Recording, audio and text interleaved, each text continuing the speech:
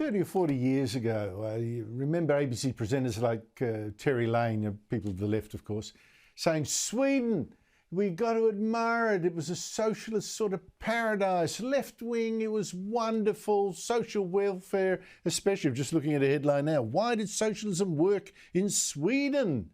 It was heaven. And then came ABBA, of course. Sweden, it was still beautiful, even more beautiful women, everything as tidy and practical as IKEA. And then bang. Have you noticed you don't actually hear much about Sweden these days? Or believe me, the news now is amazing. In fact, the Prime Minister has just called out the army to help fight crime gangs, mainly ethnic crime gangs, particularly one led by this Iraqi Kurd known as the Kurdish Fox, recruiting mainly unassimilated children and migrant families, now in a war with another crime gang whose leader is also hiding out in Turkey.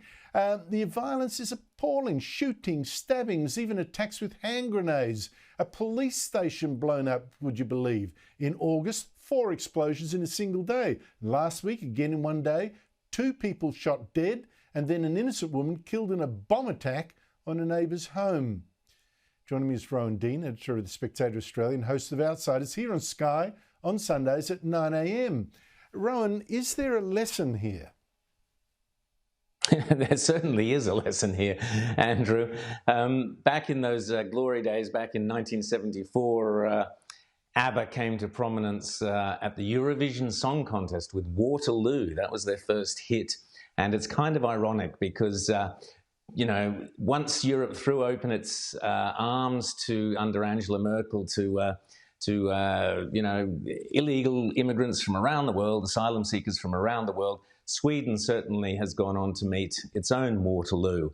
And that is because of the failure to assimilate. And it all boils down to this. They're calling in the army, and the police chiefs and the army and the politicians are all recognizing the simple fact. They call it different things: failure to integrate, failure to assimilate. They throw in drugs and so on. But the real reason is, as has been known, as I've said on this show many times before, Enoch Powell was right back in the 1960s when he said, yes, immigration is fine, but unless you have assimilation to accompany it, you're going to end up with rivers of blood. And that is exactly what has happened in Sweden. And the lesson, Andrew, is that if you take a group of predominantly males, not exclusively, predominantly males, and throw them into an alien culture and do not put in the effort to encourage integration. Now, the first thing I'd say, Andrew, is that there are many, many immigrants, illegal or legal, asylum seekers or simply immigrants. Of course they integrate, of course they assimilate. They want nothing more than to adopt the country that they have come to live in, adopt its values. And we often see migrants, immigrants, even illegal asylum seekers becoming more British or more Australian or more Swedish than the country they've gone into. But unfortunately, there tend to be many who look at it the other way and simply cannot understand this alien culture they become part of, and soon find themselves in gangs, selling drugs, crime, etc., at the mercy of drug lords, crime lords, and this is where the violence just escalates, which we're seeing now in Sweden. It's a tragedy.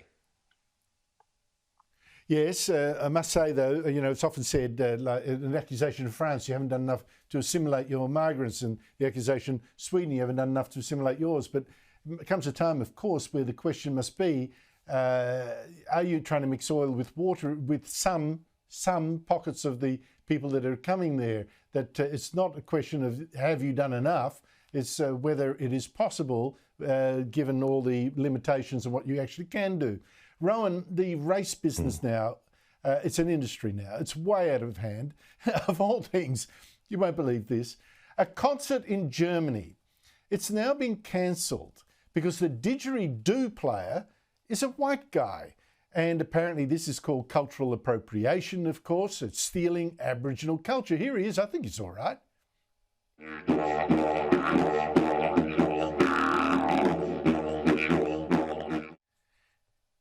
Now, for me, Rowan, the question now is, if a white man can't play the didgeridoo, can a black man play a guitar? Well, that's exactly right. But remember the basic rules of wokeness, which is it all only goes in one direction. Andrew. It never goes in both directions. So of course, a white person can't play a didgeridoo, but of course, a black or non-white person of any description can play any instrument whatsoever. But it's quite amusing because there was a clip doing the rounds following this on social media today, which went back and showed, funnily enough, in Germany, poor old Hugh Jackman trying to stand on one leg during the promotional tour for the film Australia with Nicole Kidman, trying to pretend to behave in an Indigenous way because the strong image from that film was someone playing a didgeridoo. Australia has promoted the didgeridoo around the world, the songs, like Down Under and any number of great pop songs and artists for many, many years have loved the didgeridoo. It's got that drony kind of quality. It's fantastic for many sorts of pop and modern music. So the idea that the only people who lose out in this is, of course, Indigenous Australians, because Indigenous Australians Correct. who would love to go and play the didgeridoo in a rock group or sell the didgeridoos around the world, suddenly you're not allowed to play the didgeridoo any longer. This always ends up defeating the people Aboriginal people who would are be able supposed to help. Aboriginal people would be able to. But here's the thing. I mean, why don't you give that instrument like a gift to the world? That we come together. Exactly. That we all play That's my each other's point. instruments, Exactly. and that's seriously. It's so to ghettoise culture like this is an insult to people's intelligence. Now I've only got a minute left, but I've got to say this: there's a bullying culture of the left. It's not just here in London's West End. A performance of Les Mis was stopped by global warming extremists who even forced the evacuation of the theatre. The audience was furious. Here they are.